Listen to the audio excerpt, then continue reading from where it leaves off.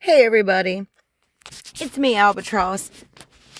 Just so you know, there's probably a little noise in the background. I'm sitting, outside and everything. Not sure for how long. So I thought this was a good opportunity to get this video going. I'm going to do my best to do it in a complete video, but I'm not going to lie. There's a lot I got to cover in this video. So I might have to split it up into 4 parts. But if I do, please watch all 4. That they're all related to each other. They all connect to each other. And it's important to watch all 4. I'll try to label it as best as I can. So, you know, um, here's what I'll do. And all 4 parts, I'll put the links in the description for the previous parts or the next parts. How about that?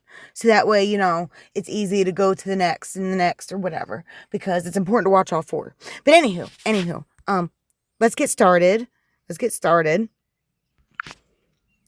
Just so you know, this is part 1.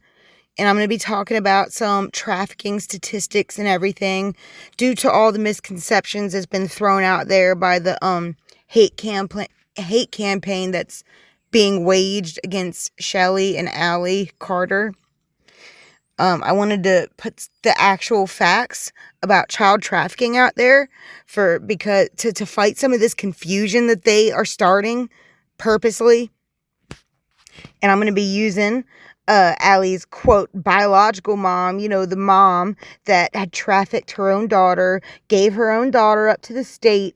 That mom, I'm going to be using her as an example when I'm going over these statistics. So that'll be part 1. Part 2, I'm going to explain how we can all make a difference, how we can all help fight this nonsense. That'll be part 2. Part 3 is going to be the part where I'm connecting Homeland Security, the Child and Family Services, and BlackRock. All 3 of them are connected, and I'll tell you how in part 3. Now, part 4 is really just me being petty. You guys don't have to watch that. That's me being petty towards the trolls. But they get the last video because they're not that important. But, it's me trolling the trolls. So none of you don't have to watch part 4 if you don't want to. It's not that important. It's just, me being petty. But okay, let's get into part 1. The important part. Okay? Let's get into part 1. Part 1. Child trafficking, facts and stats. Okay, here we go. And just so you know, I'll be linking all the sources in the description, and it'll also be showed at the end, so you guys can go right to these websites to make sure that I'm not bullshitting none of you. So that way you guys can go right to all of these websites that I use, okay? And you can see I'm not bullshitting you. But as you can see, you can read this at your own discretion. But as you can see, trafficking happens no matter the location. It happens all over the world, all over the United States, and every state, every part of the world, this is going on. And every corner of the world, this is going on. And another little fact that in 2021, they're talking about the kids who specifically run away. 25,000 of them who had run away. Those are the kids that had specifically run away from home. 1 in 6 were likely sex trafficking victims. And 19% of those, 19% of the children who ran away from social services and CPS, 19% of those children were likely victims of child sex trafficking. Okay, so that's a pretty high number. That's what, like 1 in 5 kids that run away from social services are sex trafficked? That's a pretty high statistic. And as you can see, it happens to every kid, no matter what their age or gender is. I forgot to add, it happens to them no matter what race they are either. It happens to all children, because pedophiles, they have all different kinds of weird preferences. So, they don't just have the same preference for the, you know what I mean? That's not how pedophiles work. But anywho, let's go on to the next spot. Okay, here we go. Signs a child is being sex trafficked. Now, for those of you who watched that outrageous, disgusting interview with, what's his name? King World, I think that's his name. And who also has a questionable background. Him and Allie Carter's, quote, biological mom. We're all not sure if that's actually her biological mom, but that woman, Miss LaRonda Outlaw, what she calls herself, well, she was bad-mouthing Allie. She was talking about how awful she was when she became a teenager, how she got aggressive and changed all of a suddenly, and, quote, didn't want to be parented, and how she, like, made Miss Outlaw's life miserable, and she lost money because of Allie, and all that other nonsense. So keep all that in mind. Okay. Signs a child is being trafficked. A, they chronically run away from home. Miss Outlaw said that herself, that she was always running away.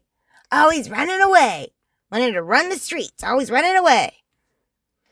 2, unexplained absences from school. And Allie herself provided documents showing everybody but that by the time she made it to her senior year in high school, she only had 22 credits to graduate out of like 200 something. I'll repeat that. When she got to the 12th grade, she only had 22 credits out of like over 200 to graduate. 3, constantly sleeping during class. 4, stops engaging in activities they previously enjoyed. And just like Miss Outlaw said, Allie drastically changed. She went from being a nice, quiet kid to being a rebellious teenager that made her life hell. And number 5, abruptly disconnects from family and friends. Gee, I hate to sound like a broken record, but that's something else Miss Outlaw said about Allie. So that's 4 out of 5 so far. No one said if she slept during class or not, but I'm, not ruling that out. Maybe she did. There's a reason she only had 22 credits. Okay. Now, in the next part, number 6, significant changes in behavior. Another one, Ms. Outlaw said, including their online activity. And she never said one way or the other. She probably didn't even give a shit. 7,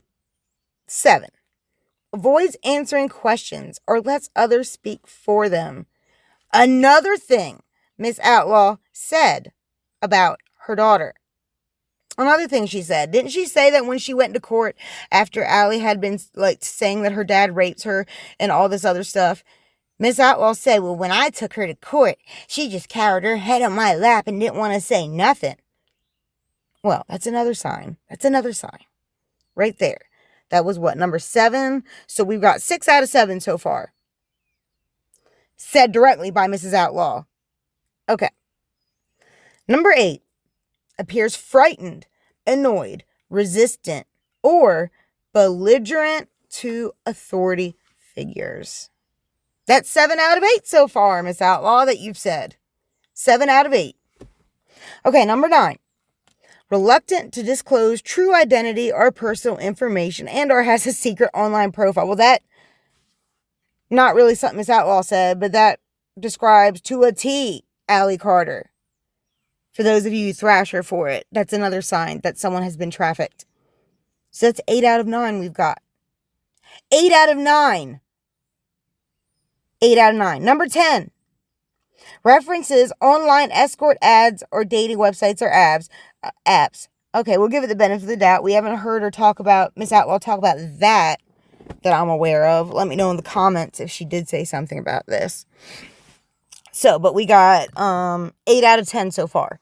Okay. And the last one. Uses language or emojis often associated with prostitution, such as trick, the life, or the game.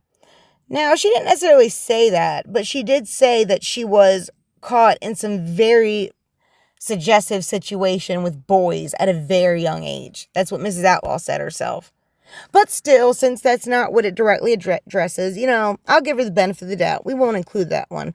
But that's okay. We've got 8 out of 11 signs so far that Miss Outlaw directly herself had said about Allie. 8 out of 11. That's a lot out of all the signs. So, keep that in mind, everybody. Keep that in mind. Okay. Now we'll go in According to the National Center for Missing and Exploited Children, these are some situations where a child can be trafficked. According to them, the National Center for Missing and Exploited Children, not every report they receive involves a missing child. Interesting. Some reports include children being exploited while still living at home and going to school, sometimes by their own family. Isn't that interesting, Mrs. Outlaw? Didn't you say, well, I'm her mom. Why would I do that? That's interesting. Other children who are particularly vulnerable to trafficking include homeless youth who have been kicked out due to lack of acceptance of their sexual orientation or gender identity. Now, I don't know about all that when Allie was that age, but I know Miss Outlaw told CPS and police that neither she nor anyone else in her family could care for Allie anymore, that they could keep her. The state of California could keep her when she was a teenager. And here's a quote from an actual child sex trafficker. According to them, when they were asked, what did they look for when they were looking for kids? And this trafficker said, oh, I look for girls who are willing to travel and who are running away from something or someone. They specifically target kids just like Allie when she was that age. They target them. And in such a hot spot for trafficking, such as like Riverside and the whole Los Angeles area. I mean, I'm sorry guys, but like what Allie's saying is not that unreasonable. It's not like you want it to be. I know nobody wants to believe that that kind of thing is possible. But look at what's coming out in the news. Look at what's coming out in the news right now. And also, and I'm not trying to take nothing away from Cassie because she did a very brave thing. But let's all be honest here. Allie was talking about P. Diddy long before Cassie said anything. Long before P. Diddy got his Lifetime Achievement Award. Allie's been talking about him. So, keep that in mind too. Okay. I'm gonna have to come back to part 2, guys, because I gotta run. But please come back and watch part 2. This part 2 is very important. It's how we can all make a difference for all of this nastiness, okay? Please come back. Please come back. Thanks for listening.